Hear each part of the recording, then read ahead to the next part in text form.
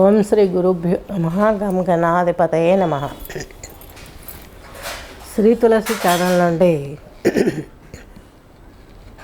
శ్రీ తులసిని మాట్లాడుతున్నాను. ఈరోజు మనము 2026 మార్చి మొదటి పక్షం గురించి రాశి ఫలితాలు చెప్పుకోబోతున్నాం.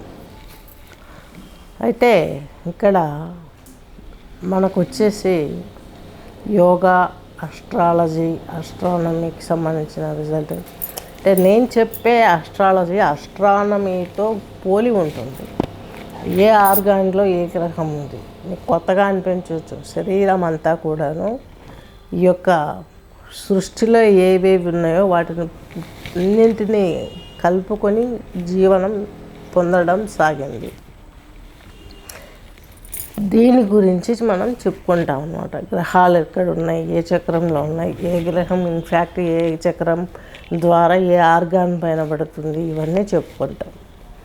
అలాగే ఇంతటి వరకు కూడాను మనకు ఇప్పుడు సపరేట్గా చెప్పబోతున్నాను నేను ముందు ఛానల్లో టెంపుల్ వ్యవస్థ, మానవ దేహానికి ఉన్నటువంటి సంబంధం, అలాగే పురాణాలు, ఇతిహాసాలు, ఇవి ఖచ్చితంగా చెప్పాలనుకుంటున్నాం. ఎందుకంటే మన తరాలకే చక్కగా తెలియట్లేదు పురాణం అంటే ఏంటి, ఇతిహాసం అంటే ఏంటి. ఇవి రెండు దేహానికి ఎలా సంబంధించి ఉన్నాయి.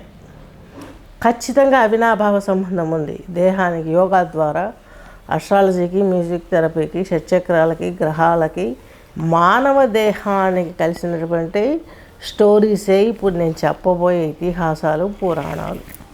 అదొక సబ్జెక్ట్ ఉందని మీకు చెప్తున్నాను. ఇంట్రెస్ట్ ఉన్న వాళ్ళు 5th క్లాస్ పిల్లల నుండి 100 years వాళ్ళు కూడాను క్లాసులో జాయిన్ అవ్వండి. ఖచ్చితంగా మీకు ప్రతిదీ నేను ఎక్స్ప్లెయిన్ చేయగలుగుతాను. అలాగే నా ఆస్ట్రాలజీ వచ్చేసి ఆస్ట్రానమీకి సంబంధించి ఉంటుంది. సో యోగాలో దీనికి సంబంధించి గ్రహ సిస్టమ్ అంతా ఇలాగే ఉంటుంది కాబట్టి డిఫరెంట్ ఫలితాలు అనేటివి మీకు ఖచ్చితంగా మీకు జరిగేటివే జరుగుతాయి. ఖచ్చితంగా మీరు విని ఒకసారి పరిశీలించి మీరు తద్వారా ఆచరించి నలుగురికి చెప్పగలరని ఆశిస్తూ, నెక్స్ట్ వచ్చేసి సింహరాశి, సింహలగ్నం తీసుకున్నట్లయితే మఖా నక్షత్రం 4 పాదాలు, పుబ్బ నక్షత్రం 4 పాదాలు, ఉత్తరా నక్షత్రం 1 పాదం కలిపి ఈ యొక్క సింహరాశి, సింహలగ్నం కిందకి వర్తిస్తుంది.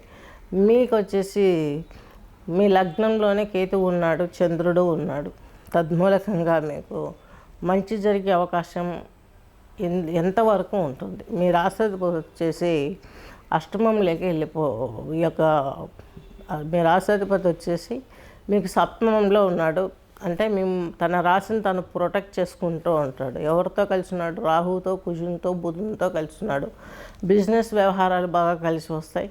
అలాగే రాహువు అది టెంపరీ వైరాగ్యాన్ని ఇస్తాడు కాబట్టి అందులో కూడా కొన్ని పనులు సాగుబాటు అయ్యే అవకాశం కనిపిస్తుంది. మీరు రాహు శాంతికి దుర్గా ఆరాధన చేసుకోవాల్సిన అవసరం ఎంతైనా ఉంది. సుబ్రహ్మణ్య ఆరాధన, లక్ష్మీ నరసింహస్వామి కరాళవలంబ స్తోత్రం వినడం, ఇవన్నీ చేయడం మూలంగా మంచి జరుగుతుంది. కేతువు మీ లగ్నంలో ఉన్నాడు. ఈయన మీ లగ్నానికి ఈ యొక్క అష్టమాధిపతి అవుతాడు కాబట్టి కొంచెం ఈయనకు సూర్య నమస్కారాలు చేసుకున్నట్లయితే ఆదివారం రోజు సూర్య నమస్కారాలు చేయించి కేతువుకు శాంతి చేయించుకోగలిగితే కొద్ది రోజులు ఈ ప్రభావం తగ్గిపోతుంది. కేతు ప్రభావం వక్రించి ఉండటం అనేది సింహరాశి, సింహలగ్నం వారికి ఇట మెంటల్గా కావచ్చు, ఫిజికల్గా కావచ్చు, ఫైనాన్షియల్ కూడా కావచ్చు.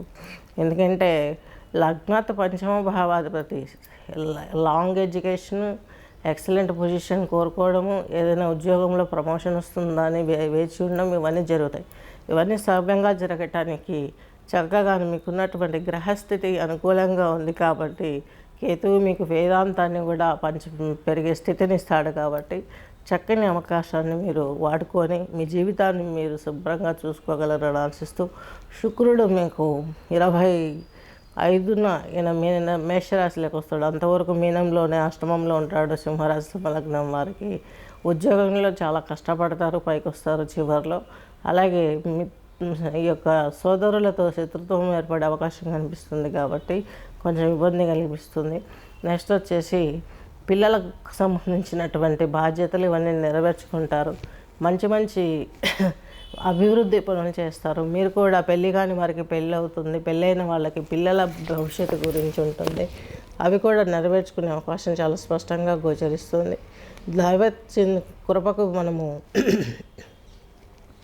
ఎంతో ఎదురు చూస్తున్నాము. ఈ టైం బాగలేదు, ఈ టైంలో మనకు ప్రపంచమే అల్లకల్లోలంగా ఉంది కాబట్టి ఖచ్చితంగా దైవాన్ని ఆశ్రయించండి, దైవ పూజలు చేయండి. మూలకంగా మనకు మంచి జరిగే అవకాశం ఉంది.